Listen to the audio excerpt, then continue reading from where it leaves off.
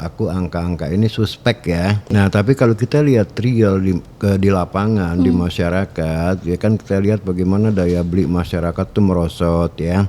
Tabungan masyarakat tuh turun sampai 70% loh. Artinya tinggal 20% dari tahun 2019, yang turun berarti 80%. Penerimaan negara PPN ya. Itu setahu aku semester pertama tuh hampir 20% dropnya. Artinya kalau PPN kan terkait dengan konsumsi ya. Itu dua indikator aja menyatakan bahwa ekonomi kita tidak baik-baik saja. Di semester pertama itu terjadi dua hal. Pertama, banyak deflasi ya. PMI dari sisi supply side ya. Manufacturing Index. Manufacturing Index kan 3 bulan berturut-turut tuh di bawah 50 ya, jauh ya. Nah, jadi sini semua indikator-indikator yang mengatakan bahwa gue nggak percaya deh dengan angka 5,12% ya. Kalau seandainya nih Pak Prof dipanggil Pak Prabowo, apa yang mau diomongin buat merubah, memperbaiki negara ini gitu? Ya udah jelas kebijakan ekonomi ya, baik kebijakan fiskal maupun kebijakan industri ya kan, maupun pembenahan BUMN. BUMN itu outputnya besar loh, 30% lebih terhadap GDP. Kalau Anda bisa memperbaiki BUMN, bukan tidak mungkin kita bisa terbang ke 6%, 7%.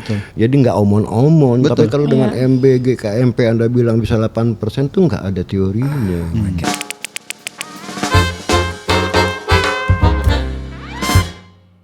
Hai semuanya, kembali lagi di Masasi Podcast. Masih bersama aku, Dinda, Pak Umar. Hari ini masih dengan tamu spesial kita, yaitu Prof. Ferry Latuhihin. Hai Prof, makasih datang lagi ya. Sama-sama. Nah Prof, kemarin kan kita ngomongin tentang ekonomi global, terus pasar modal. Nah hari ini aku pengen ngomongin tentang Indonesia specifically. Oke, fine. Nah aku tuh pengen ngomongin tentang kinerja pemerintahan sekarang yang udah berjalan 1 tahun ya. Nah aku pengen tanya dong pendapatnya Prof, gimana sih menurut Prof kinerja dan performance dari pemerintah kita sekarang? Gini, kalau berdasarkan angka-angka statistik sih sebetulnya nggak berubah ya.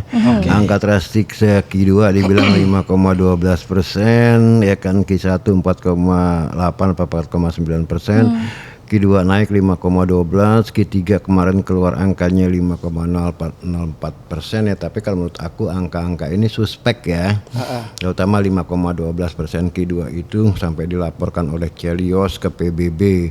Bisa jadi terjadi double counting gitu loh ya. Nah tapi kalau kita lihat real di lapangan di masyarakat, ya kan kita lihat bagaimana daya beli masyarakat tuh merosot ya. Pertama ada tabungannya, selama 5-6 tahun terakhir tabungan masyarakat tuh turun sampai 70% loh. Tabungan turun 70%? Dari 5 juta tahun 2019 ya, mungkin sekarang tinggal kurang lebih 1 juta, mungkin less, lebih artinya tinggal 20% dari tahun 2019, yang turun berarti 80% ya kan.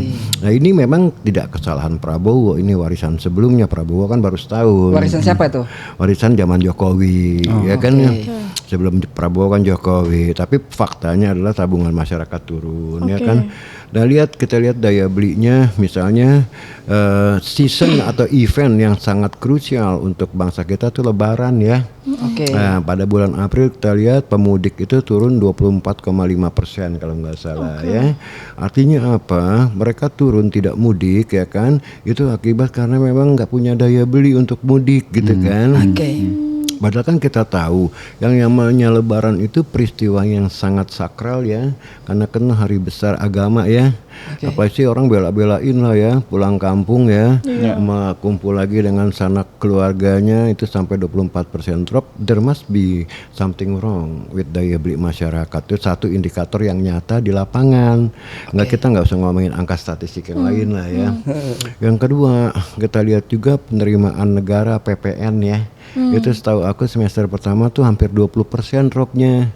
Artinya kalau PPN kan terkait dengan konsumsi ya, matching ya daya masyarakat. Padahal itu APBN tuh dapatnya dari PPN itu PPN ya, salah satunya dari PPN itu paling besar ya kan. Nah itu dua indikator aja menyatakan bahwa ekonomi kita tidak baik-baik saja. Makanya saya menyimpulkan, apalagi sebelum dirilis angka 5,12%, di semester pertama itu terjadi dua hal. Pertama, banyak deflasi ya. Deflasi. Oke. Turun Deflasi harga kan, ya. iya, artinya kan daya beli masyarakat nggak ada, demand turun ya. Oke. Yang kedua kita lihat lagi juga PMI dari sisi supply side ya. Manufacturing index. Manufacturing index kan 3 bulan berturut-turut tuh di bawah 50 ya, jauh ya. Oke. Nah jadi sini semua indikator-indikator yang mengatakan bahwa gue nggak percaya deh dengan angka 5,12% ya. Oke. 5,04% ya gitu lah. Nah jadi kalau selama pemerintahan Prabowo 1 tahun ini, satu adalah akibat warisan ekonomi kan nggak tiba ujuk-ujuk ya datang ke pemerintahan yang baru lantas sebuling, nggak kan, pasti ada warisan sebelumnya kan. Nah warisan yang diterima oleh Prabowo adalah ekonomi yang memang lagi slowing down trendnya. Misalnya manufacturing index kita ya kan dari 31% zamannya Soeharto terhadap GDP sekarang turun terus sampai ke 18,5-19% ya, 18% lah mungkin ya. Itu kan artinya ada supply side problem jangka panjang ya. Ya, jadi ini dari sisi supply nih bos, dari sisi investasi. Nah artinya investasi kita too short untuk mempertahankan manufacturing sector kita tetap stay di atas 30% gitu kan.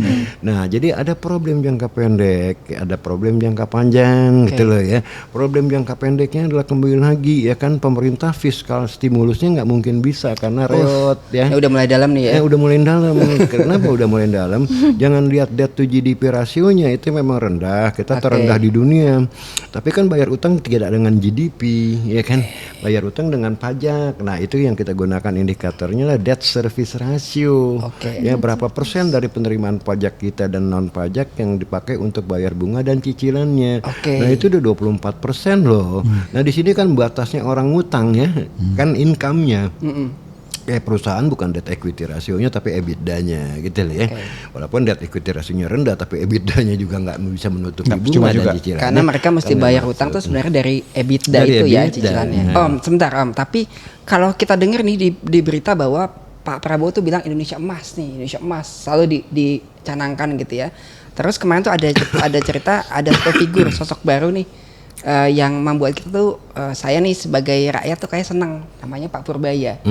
Pak Purbaya bilang begini begitu dengan segala macam kebijakan barunya yang agak kontradiktif sama Bu Sri Mulyani sebelumnya. Kita sih senang aja nih lihat di koran tuh kayaknya ini tokoh yang kita butuhkan kira-kira gitu ya. Kalau view-nya Pak Prof tuh gimana? Gini, Pak Purbaya tuh kalau saya ibaratkan adalah seperti lilin ya kan, sebatang lilin kecil di ruang yang gelap. Dia bersinar karena ruangnya gelap kan gitu ya kan. Karena gelap dia kelihatan. Kalau terang nggak kelihatan berarti. Nggak kelihatan. Gitu ya. Yang gelap tuh apa jadinya? Yang gelap ya ekonomi kita, ya kan ya. Nah dia dianggap kan nggak sih dengerin? Yang kedua ya istilah yang lain adalah dia dianggap semacam the savior ya, juru selamat ya. Wah rakyat begitu fanatik sama dia kelihatannya ya, dalam sekejap dia menjadi quote-unquote menjadi Yesus lah. Gitu ya. Oh my god. Ya kan ya. Ya kita logikanya gini, manusia orang-orang yang membutuhkan juru selamat kan orang-orang yang hidupnya tidak selamat. Jadi saking desperate-nya orang ketika ada yang cakep tuh, wah ini dia nih jagoan gue gitu ya. Iya itu. Tapi itu berlebihan gak sih? Aneh banget terjadi. Enggak gini, sebab gini ya kan, dengan gayanya yang cowboy tadi dia bisa memprofilkan dirinya sebagai juru selamat itu karena memang ada alasannya, yaitu di tengah masyarakat yang hopeless, hidup tanpa harapan, tabungan nggak punya, nyari kerjaan susah, maka siapapun yang muncul dengan sesuatu gaya yang berbeda dari gaya sebelumnya, dalam kasus ini Sri Mulyani, wah ini there must be something gitu kan ya, he must be something we can rely on gitu kan ya. Tapi belum tentu gitu loh, karena saya sebagai ekonom tidak melihat gayanya ya. Yang saya nilai adalah Anda sebagai menteri kebijakan Anda apa? Kan gitu ya. Saya nilai kemarin dia bilang pertama dia drawdown 200 triliun. Kita tuh suka lihat nih, kita di pasar modal merasa ini baru nih. Dana daripada ngendep mendingan kasih ke bank dicairin. Kedua, PPN katanya mau turun dari 11 ke 8. Itu kan kita seneng gitu dengernya gitu loh. Kalau view apa? Ya kalau PPN kan belum diturunin, tapi yang 200 triliun udah dikerjakan ya. Nggak ngefek karena gini, pada saat perbankan kelebihan likuiditas ya kan, kelebihan likuiditas itu bisa kita lihat dari undisbursed loan ya. itu 2.875 triliun duit perbankan tuh yang belum ditarik oleh yang belum ditarik oleh debiturnya, walaupun udah dibukakan kredit lainnya, ya kan. Nah ini kan ditambah lagi dengan 200 triliun, bank pusing udah gitu dikenakan bunga 4% apa 4,8% kan cost of fund-nya kan. Bank mau nyalurkan kemana gitu kan, yang udah dibukakan kredit lainnya aja nggak ditarik kreditnya kan gitu ya kan ya. Nah begini saya bilang aneh juga ya, dalam sekejap 200 triliun bisa menyumbangkan pertumbuhan ekonomi nanti katanya bisa kan 6%, menurut saya itu nggak mungkin ya kan, untuk tidak mengatakan bohong gitu kan ya, tidak mungkin. Nah yang kedua, uang 200 triliun itu kecil dengan ICOR kita 6,7, itu multiplier efeknya kan kecil sekali.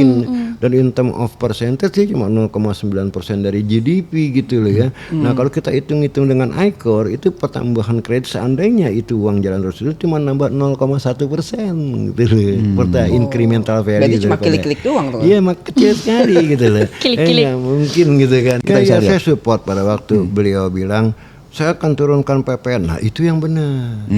Jadi saya nggak selalu bilang salah ya. Betul. Saya bilang kalau perlu turunin pelan-pelan ke arah 5%. Dan jangan cuma PPN aja. Pajak badan, corporate tax. Ya kan sekarang 21-22% ya. Turunkan aja ke 15% pelan-pelan. Kalau perlu ke 10%. Tapi kalau semua diturunin berarti APBN-nya turun dong penerimaannya. Iya kalau APBN-nya turun kan spendingnya juga harus turun. Betul. Sehingga terjadi efisiensi ya. Betul. Ya kan istilahnya kan ini kalau dalam makro zero sum game. Uang yang diambil dari saya jatuh ke kantong pemerintah, ya kan, pemerintah yang spending. Tapi kalau pemerintah tidak mengambil uang dari saya yang spending. Kan gitu ya. Karena yang menjadi Prof, kemarin katanya nih setiap penurunan 1% dari PPN itu negara kehilangan quote-unquote 70 triliun. Ya kan, ke negara kehilangan kan rakyat nggak kehilangan, nambah. Karena karena pemerintah ngambil dari rakyat. Jadi kalau pemerintahnya dapat 70, rakyatnya kehilangan 70 gitu ya. 70 ya kan dia. Ini teman-teman nih. Jadi mau pilih pemerintah, pilih rakyat. Gitu ya pertanyaannya. Jangan berpikir satu pihak ya, pemerintah dapat duitnya dari mana? Dari kita taxpayers, pembayar pajak. Kalau pemerintah kehilangan duit akibat tidak mengenakan pajak, ya duit kita juga gak hilang kan gitu ya. Berarti kita punya daya beli naik. Masalahnya kan gini, sorry potong. Ketika pemerintah dapat pajak nih, lu percaya apa enggak spendingnya tuh bener kuat gitu ya. Curcol. Baik lagi nih Boy, pemerintah punya program tuh Din. Iya, nah Prof, kadang-kadang kalau Gen Z itu kalau misalnya dikasih tahu, oh tantangannya kita gini, kita lagi daya beli masyarakat turun. Nah mereka pas tanya, ya udah solusinya apa sih gitu. Nah kalau misalnya menurut Prof Ferry sendiri, apa sih yang bisa dilakuin sama pemerintah? Solusi apa sih yang make sense? Saya fighting begini ya. Pertama adalah lakukan yang namanya tax reform. Reformasi pajak. Tax reform. Yang konkret polisinya adalah turunkan PPN ya kan. Ya kemarin Vietnam kan pada saat kita ribut-ribut mau naikin, Vietnam malah menurunkan 8% dan keluar angka 8,2% pertumbuhan ekonominya. Nah, dengan diturunkan PPN berarti harga-harga barang kan bisa lebih murah. Daya beli masyarakat yang lagi keteteran bisa terangkat sedikit satu. Mungkin juga ekspor barang-barang bisa lebih murah barang kita. Market di sana jadi laku ya, itu satu ya kan. Nah yang kedua adalah kembali lagi bukan cuma PPN tapi pajak badan, kan sekarang lagi banyak layoff nih, PHK ya. Turunkan pajak badan tadi sehingga net margin perusahaan di bottom line net income-nya setelah pajak lebih tebal kan. Setidaknya mereka bisa mempertahankan karyawannya gitu kan. Syukur-syukur kalau bisa ekspansi gitu kan ya. Nah yang ketiga adalah kembali lagi tadi saya katakan PPH, pajak penghasilan income tax kita nih. Kan kalau nggak salah the highest level itu sampai highest bracket itu bisa 30% ya. Nah turunkan aja ke 15%. Karena apa? Yang sekarang yang terjadi, saya golfer ya. Saya main golf tuh lapangan golf sepi. Dan di mana-mana sepi. Artinya apa? Yang kemakan daya belinya bukan lower income tapi upper income gitu loh ya. Tapi perasaan kalau golf sepi pada pindah ke pedal nggak Bro? Enggak. Karena golfer tuh nggak gampang pindah ke pedal. Nggak gampang. Orang golfer kayak saya, golfer nggak gampang pindah main bola atau main bencong. Gitu. Itu mendol gitu. Loh. Ya, iya gitu loh. Ini sepi sama sekali. Nah ternyata korek punya korek, basic punya basic, ternyata daya beli orang kelas-kelas upper ya, kelas atas itu kena 21%. Jadi across the board dari lapisan paling bawah sampai lapisan paling atas daya belinya turun. Nah oleh karena itu PPH-nya aja dikurangin. Nah itu satu ya. artinya memberikan daya beli lebih kepada masyarakat, mengurangi daya beli pemerintah kan gitu kan. Itu kan zero sum. Nah, ada bagusnya juga sebab pemerintah selama ini dominan sekali ya. Wah, kalau punya duit tuh spendingnya gila-gilaan ya kan. Misalnya bangun bus, bangun IKL ya kan. Dulu zamannya SBY itu Hambalang, akhirnya mangkrak ya kan. Segala macam. Artinya apa? Begitu pemerintah menerima uang, malah spendingnya itu bilang moral hazard, ngawur ya kan. Ada program MBG yang pemborosan luar biasa karena dianggap punya duit. Itu program MBG itu memborosan ratusan Tapi MBG triliun. katanya buat stunting dan segala macam, katanya buat generasi muda yang kelaparan lebih sehat gitu loh. Bohong ya kan, berdasarkan data kan yang perlu benar-benar perlu gizi itu cuma 7,1% dari populasi. Nah itu sekitar 20 juta manusia, tapi itu kan campur baur, tidak cuma anak-anak ya, tapi ada ibu-ibu, emak-emak, engkong-engkong ya kan semua ya. Semua ada di situ. Paling kalau anak-anak sekolah cuma 7 juta orang. Nah itu tuh kenapa harus disuapin anak sekolah 83 juta orang. Ini kan pasti ini kalau menurut saya, maaf aja ya, wah ini ada apa di dalam program ini ya kan. Jangan-jangan ada bancakan nih kalau menurut saya ya kan. Jadi itu poin saya gitu. Ini nggak penting, ini menggerogoti fiskal kita. Makanya saya bilang cara terbaik adalah untuk efisiensi pemerintah, kurangi pendapatan. Tapi katanya nih pemerintah tuh sudah bikin satu badan yang menjadi dewa ekonomi, namanya Danantara, untuk membenahi Proyek Strategi Nasional. Itu gimana tuh? Dari awal udah salah. Danantara itu kan kalau memang dibilang badan investasi ya, Badan investasi kan harus punya duit. Betul. Kan ada duitnya enggak? Buktinya kan Belum. Ya kan bukan emang belum. Ya karena total asetnya itu kan isinya aset-aset busuk yang tidak bayar dividen. Tapi dia 15.000 triliun loh katanya. Ya itu kan nilai buku, book value ya kan. Dari total aset kan kita tahu net worth-nya berapa, kan ada utangnya, nggak dihitung. Nah ini book value ada market cap-nya nggak, kan nggak ada. Market cap-nya berapa kalau saham ya? Nah enterprise ininya value-nya berapa? Ya kan nggak ada gitu lah. Jadi ngaco itu cuma menghitung total aset 15.000 triliun. Nah mungkin yang bisa dijual in case of liquidation value paling-paling cuma 1.000 triliun. Dari 15.000 itu. Iya, kalau kita pakai liquidation value ya harus misalnya harus dijual semua divestasi segala macam ya. Paling cuma 1.000 triliun. Nah mereka berharap dengan total aset 15.000 triliun itu mereka bisa leverage up gitu kan. Artinya digadaikan aset ini, minjam duit untuk pembangunan. Berarti key-nya digadaikan dong, tadi asetnya digadaikan supaya dapat rencananya fresh money kan gitu. Rencananya kan dengan aset yang besar ini mereka bisa gampang isi wing bond untuk hilirisasi A, hilirisasi B ya kan, dan segala macam program-program yang mereka canangkan. Tapi kan it is not the case karena net value-nya paling-paling cuma 1.000 triliun gitu. Tapi katanya ditambah lagi Prof, bahwa ada program itu yang apa keren, Koperasi Merah Putih ini buat ke UMKM menjalar itu gitu. juga kan nggak pernah jelas. Kita mana pernah berhasil koperasi di negara kita, ya kan? Nggak ada contohnya koperasi itu berhasil gitu kan ya. Nah dengan 240 triliun begini, kalau itu memang dananya dari bank, ini akan menyebabkan NPL bank naik loh, ya kan? Itu satu. Masalah model bisnisnya juga salah gini. Kalau Anda mau menggarap proyek gede, kenapa nggak piloting dulu gitu kan? Pilot project Ya, dulu. Ini 80.000 koperasi ya? Langsung cerempak. Kenapa nggak coba 10-20 dulu? Kalau benar baru bisa di scale up. Oh benar juga ya. Prof, kenapa nggak masuk sih ke dalam? Iya. Instead of mengkritisi dari luar nih, kenapa why don't you join the cabinet? Have you said this to the Ya government? enggak, saya bukan tipe yang minta-minta jabatan ya. Kalau saya diundang untuk join the club ya saya ready gitu loh. Tapi tentu dengan visi ekonomi saya, dengan reason ekonomi saya, dengan economics knowledge saya gitu lah. Saya tidak bisa digiring ke arah-arah yang tidak masuk akal buat saya gitu kan ya. Nah kalau saya diajak misalnya, oke, join the club, ya saya ready aja ya kan to join the club in the sense bahwa I have my view on how the economy works, on what to do, on what policies we need, ya kan. Saya kasih tahu tadi, saya katakan tidak ada jalan lain selain tax cuts. Tax reform itu dari ya. Prof pernah nggak sih ngasih masukan ini ke pemerintah? Udah Ya pernah saya nggak? melalui channel-channel TV, podcast ya kan, saya kasih masukan gitu loh ya. Siapa tahu mudah-mudahan Pak Prabowo nonton ini ya. Ya kan? Nggak, saya nggak meniat membantai ya, tapi saya ngomong berdasarkan tadi fakta di lapangan. Yang kedua logika ekonomi.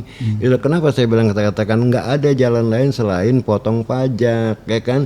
Karena kalau kita ngomong industrialisasi itu lu banyak constraint, punya duit nggak sih lu kan gitu kan ya. Hilirisasi, risikonya lu kurang nggak sih namanya hilirisasi kan gitu ya.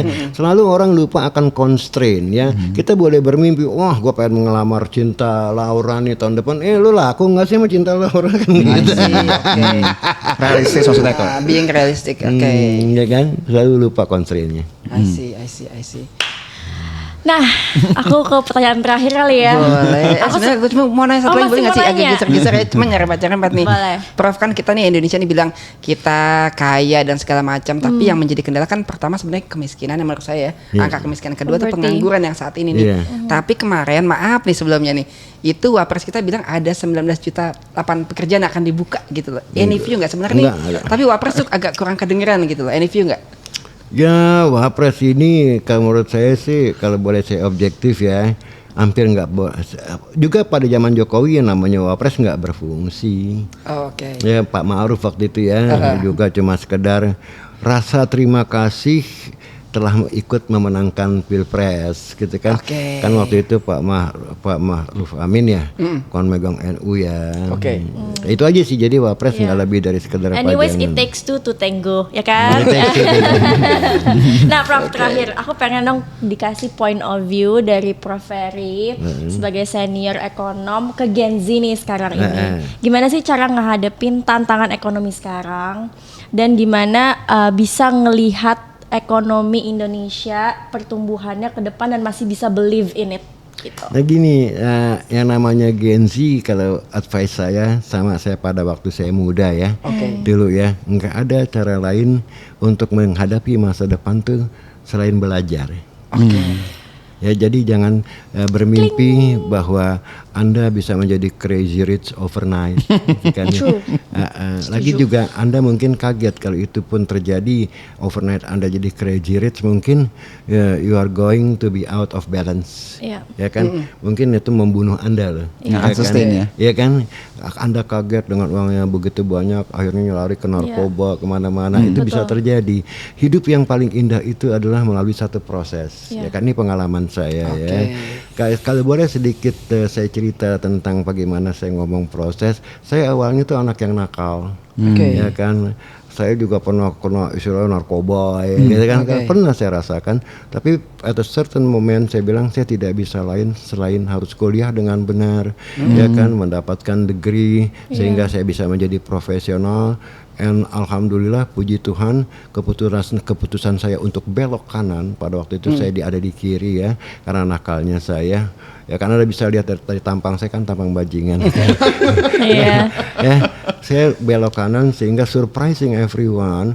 Pada waktu saya studi di Belanda, saya pulang, teman-teman saya kaget. Gue kira udah mati lu di bawah. Karena kan dunia bebas ya.